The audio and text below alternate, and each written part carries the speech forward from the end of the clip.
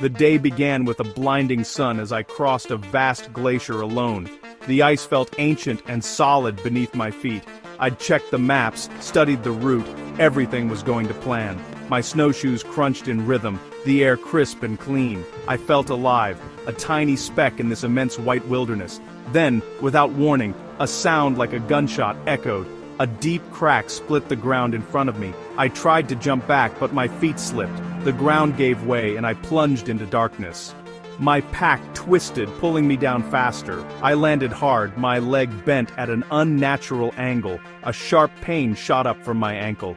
I was at the bottom of a crevasse, maybe 20 feet down. The walls were sheer ice, impossible to climb. Panic threatened, but I forced it down. My ankle was broken. I couldn't put weight on it. My radio, my lifeline, was smashed. I was alone, injured, and the sun was already dipping toward the horizon. The temperature dropped fast. Cold seeped through my layers. My initial shock faded, replaced by chilling realization. I was trapped. The smooth blue walls mocked me. Above, the opening was a shrinking patch of light. My pack was with me. A small mercy. It held my survival gear, but gear is only useful if you have the will to use it. The pain in my ankle was a constant reminder of my vulnerability. The adventure was over. The fight for survival had just begun. I took a deep breath and prepared for what was next. As darkness fell, the cold became a predator. The wind howled above, sending showers of snow down on me. The glacier groaned and creaked, alive with movement. Each crack in the ice made me flinch, fearing collapse. The silence between sounds pressed in, utter isolation. My world had shrunk to this narrow, frozen tomb. The blue ice walls shimmered in my headlamp's faint light. They were beautiful, but deadly, impossible to grip. Climbing out was hopeless. Rescue was my only chance. My check-in wasn't for 2 days. Could I last that long? The wind stole my body heat relentlessly. I zipped up, tightened my hood, and covered every bit of skin. My breath froze instantly on my balaclava. Even breathing was a struggle against the frigid air. The cold was relentless, and the night had only just begun. I couldn't just wait for the cold to take me. Using my ice axe as a crutch, I explored the crevasse. I found a small alcove in the ice wall, barely big enough, but it offered some shelter from the wind. Sitting on the ice would drain my warmth, so I unrolled my sleeping pad and slid into my sleeping bag. The bag trapped a little heat, a fragile defense. I chipped snow with my axe, piling it around the alcove entrance for insulation. Snow is a fantastic insulator, slowing heat loss. I built a small wall blocking the wind and enclosing my space. Every movement sent pain through my leg, but I pressed on. Exhausted, I'd built a makeshift snow cave, my home for the night. It wasn't much, but it was survival. I checked my supplies, rationed my energy bars, and tried to calm my mind. The cold pressed in, but I had a plan. I focused on small victories, each one a step toward morning. I settled in, determined to endure the night. Survival was now my only goal. The first night was endless. Darkness was absolute. I turned off my headlamp to save batteries. The glacier groaned, the wind howled, and the cold pressed in. I curled in my sleeping bag, fighting to stay warm. My broken ankle throbbed. Sleep was impossible. I focused on breathing, staying calm, and keeping panic at bay. I did mental exercises, anything to keep my mind occupied. Every hour, I forced myself to move, wiggling fingers and toes, doing crunches to generate heat. Frostbite was a real danger.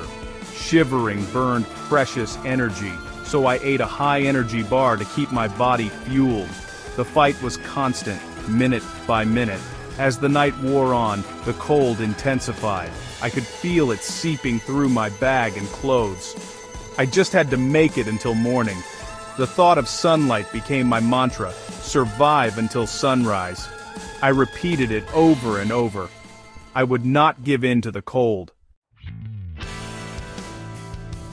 Dawn brought a miracle. The world was blue, not black. I'd survived the night, but thirst hit hard. Surrounded by ice, I was dying of dehydration. Eating snow would sap my strength, so I used my lighter and metal cup to melt snow. My numb fingers struggled, but finally I had a few sips of lukewarm water. It was life itself. With thirst eased, I inventoried my supplies. A few energy bars, half a gas canister, and a first aid kit. I splinted my ankle as best I could. Having a plan, even a small one, gave me control. The morning light grew stronger, a glimmer of hope. I'd survived the night and found water. I could do this. I rationed my food and fuel, determined to last until rescue. Every small victory mattered. I focused on the basics: warmth, water, and hope. The sun's promise kept me going. I was still alive. That was enough for now. The second day dragged on. The sun's light revealed the sheer, unclimbable walls. With shelter and water secured, my mind became my enemy. Isolation pressed in. No voices, no comfort. The silence played tricks. I heard phantom voices in the wind. Hallucinations crept in. Faces in the ice. Imagined rescues. I forced myself into a routine: melt snow, eat, do circulation exercises. I talked aloud, describing my actions to stay grounded. Okay, time to check the ankle. Now, melt more snow. This broke the silence and kept despair at bay. I clung to these small rituals. They kept me sane. I would not let the loneliness win. Late on the second day, I heard a sound, a dog barking. Hope surged. People had to be nearby. I blew my whistle. 3 sharp blasts, the universal distress signal. The barking grew closer. I screamed for help. Footsteps crunched above me. Voices called out. Tears of relief streamed down my face. But then, confusion. Voices in a language I didn't understand. I yelled again, but there was no reply. The dog whined. Footsteps moved away. The barking faded into the distance. They hadn't seen the crevasse. My hope crashed down. The silence that followed was devastating. I was still alone. The rescue I'd imagined slipped away. I fought the urge to give up. I had to keep trying.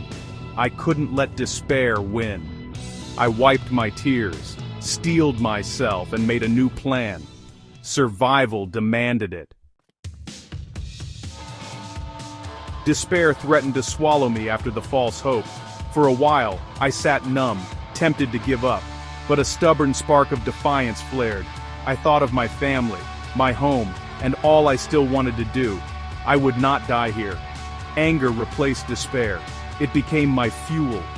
I needed to be visible for rescue. My sleeping bag was my brightest item, but also my only warmth. It was a risk, but hiding meant certain death.